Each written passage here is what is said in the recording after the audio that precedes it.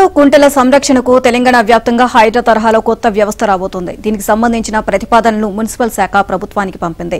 CM Revanth Reddy నుంచి ఆమోదం రాగానే ఆచరణ రూపుదాల్చనుంది. మంత్రివర్గ సమావేశంలో ఈ అంశం చర్చకు రావచ్చు అని భావిస్తున్నారు. ఇటీవల భారీ వర్షాలకు అనేక ప్రాంతాలు నీట మునిగాయి.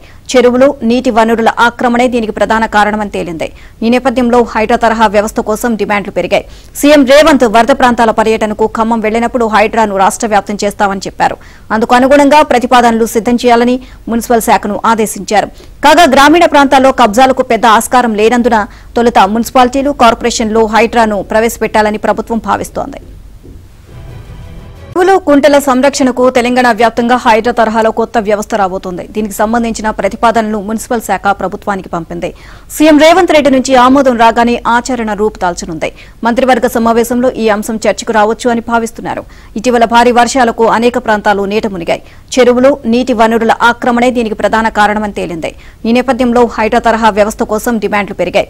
సీఎం రేవంత్ వరద ప్రాంతాల పర్యటనకు ఖమ్మం వెళ్లినప్పుడు హైడ్రాను రాష్ట్ర వ్యాప్తం చేస్తామని చెప్పారు. అందుకు అనుగుణంగా ప్రతిపాదనలు సిద్ధం చేయాలని మున్సిపల్ శాఖను ఆదేశించారు. కాగా గ్రామీణ ప్రాంతాల్లో కబ్జాలకు పెద్ద ఆస్కారం లేనందున తొలుత మున్సిపాలిటీలు, కార్పొరేషన్లో హైడ్రాను ప్రవేశపెట్టాలని ప్రభుత్వం భావిస్తోంది.